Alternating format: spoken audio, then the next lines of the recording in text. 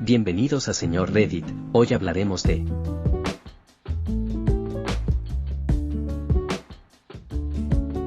¿Cuál fue una experiencia en tu vida que te endureció como persona? Dios, trabajando en la parte trasera de una ambulancia, ves tantas cosas terribles. Uno que se quedó conmigo fue una llamada de suicidio a una mujer de 30 años. Saltó antes de que llegáramos allí, pero aún estaba consciente y muy viva.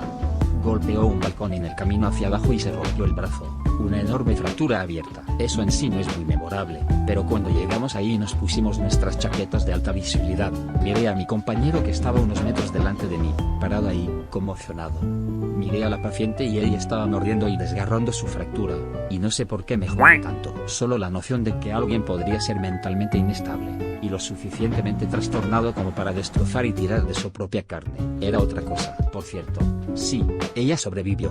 Ella solo terminó abriendo más la herida, ya que no tenía la fuerza para mover el hueso en absoluto. Ella también quedó inconsciente en el camino al hospital. Sí, la llamada que se quedó conmigo fue cuando, en el camino de regreso a la estación para fichar a un chico en un automóvil deportivo que estaba enviando mensajes de texto, no notó una curva en la carretera dividida. Pasó por debajo de un camión enorme. El techo se vino abajo y le arrancó la mitad de la cara. Todavía estaba consciente rogándome que no lo dejara morir. Como si le salieran burbujas de sangre de la cara mientras intentaba respirar con la nariz y el ojo colgando. Sabía su nombre, edad, dónde estaba y qué pasó. Estaba tratando de taparle un poco la cara para que dejara de sangrar y el coche empezó a encenderse. Mi compañero corrió con un extintor, y extinguió las llamas del motor con él, pero me cayó una tonelada de polvo en la cara. El chico fue perdiendo el conocimiento lentamente, pero al final sobrevivió de alguna manera. Sueño con eso con frecuencia hasta el día de hoy y eso fue hace unos 14 años. Recuerdo llegar al hospital cubierto de sangre y polvo de extintores. Todavía puedo oler ese olor irónico a sangre de vez en cuando. Mi madre diciéndome que nunca me amaría ni podría amarme porque me parezco demasiado a mi padre. Es sorprendente cómo los padres así nunca parecen darse cuenta de lo mucho que tienen en común entre sí, especialmente cuando te hablan mal el uno del otro, como si fueras el terapeuta familiar y el saco de boxeo de la familia. Ambos dicen las mismas cosas el uno del otro.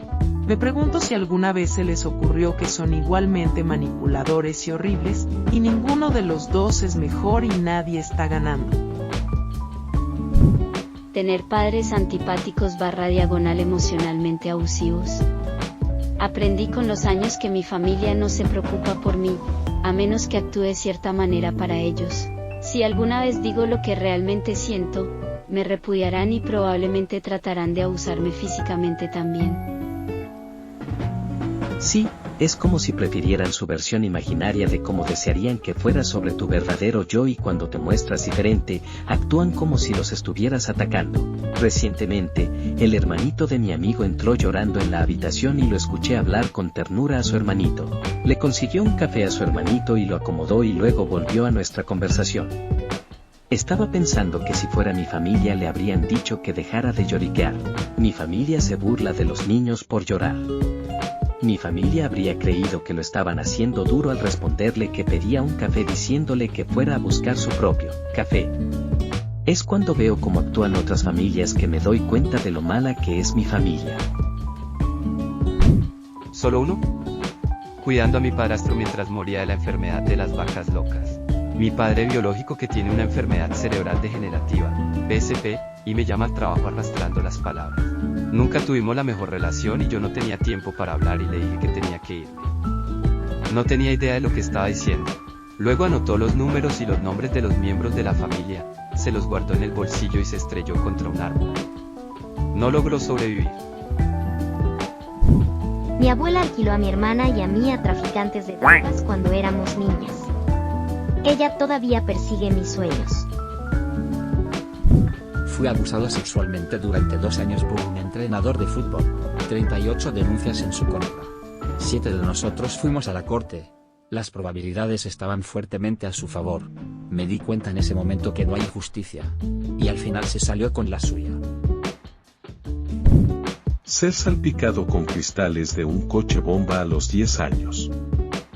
Me hizo sospechar de cualquier entorno, independientemente de lo seguro que sea. Siempre es divertido cuando la gente dice saben que no pasará nada. Existimos en un mundo en el que lo incognoscible puede suceder y sucederá de manera esperada en cualquier momento sin ninguna explicación inmediata. Prepárese para las cosas que razonablemente pueda y esté listo para adaptarse a las cosas que están fuera de su control. La prisión es dura. No es la peor experiencia de mi vida, pero definitivamente me cambió. Sí, pasar más de 12 meses en el reformatorio definitivamente me cambió. He estado en la cárcel y, efectivamente, son exactamente lo mismo. Todavía se vuelven violentos allí, todavía abusan sexualmente de las personas. Afortunadamente, no a mí, pero sucedió en un par de lugares a los que me trasladaron. Hay drogadictos tanto en el reformatorio como en la cárcel. Las personas mueren en el reformatorio, tal vez no tanto a menudo como en la cárcel, pero los niños son jodidamente despiadados. El nivel de intimidación en mi opinión es peor en el reformatorio. Recibí un comentario sobre tener el pelo largo en la celda de detención del tribunal, pero ninguno en la cárcel. Por otro lado, en el reformatorio, observé a los niños literalmente torturarse unos a otros y también me criticaron por contraer piojos de los niños allí. Ciertamente, no los tenía en casa, y tuve que joder físicamente a alguien antes de que se detuviera, etc.